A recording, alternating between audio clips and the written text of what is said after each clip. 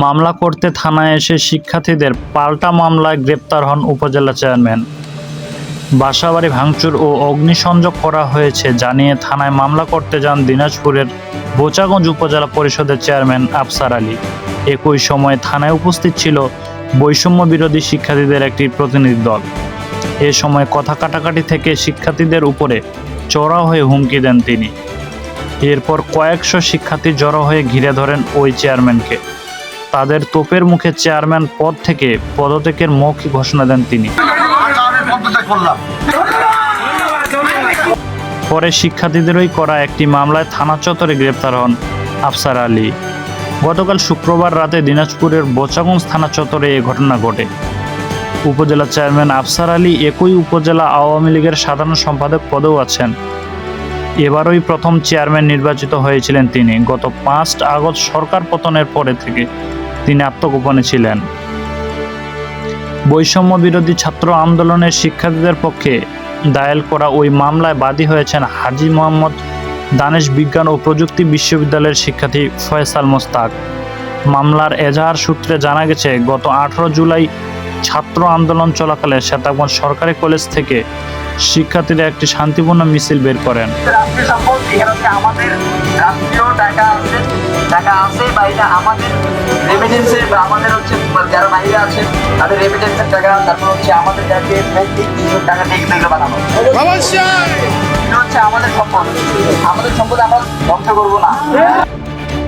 এ সময় উপজেলা চেয়ারম্যান আফসার আলীর নির্দেশে ছাত্রলীগের কিছু নেতাকর্মী মিছিলে দেশীয় অস্ত্রসহ অতর্কিত হামলা চালায়, মারধর করে গুম করে ফেলার হুমকি দেন এবং মেয়েদের শ্লীলতাহানির ঘটনা ঘটান।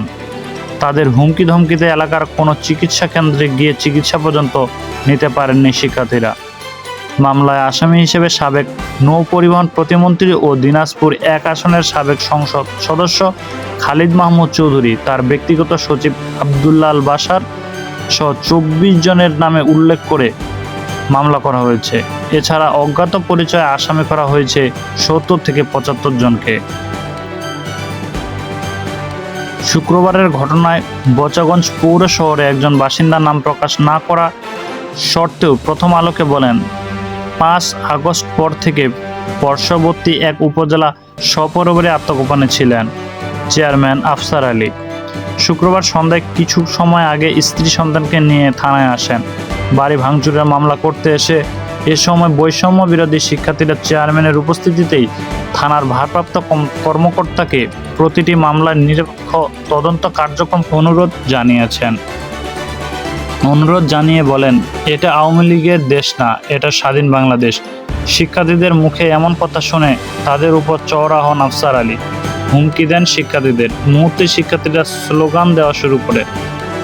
বাইরে থেকে আরও কিছু শিক্ষার্থী ও স্থানীয় লোকজন উপস্থিত হয়ে চেয়ারম্যানের পদত্যাগের দাবি করেন।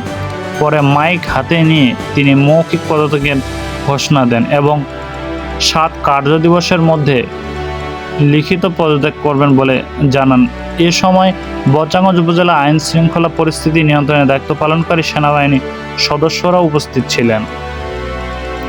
বোচাগঞ্জ উপজেলা ভারপ্রাপ্ত কর্মকর্তা আবু বকর সিদ্দিক মোহাম্মদ রাসেল বলেন, উপজেলা চেয়ারম্যান থানায় এসেছিলেন।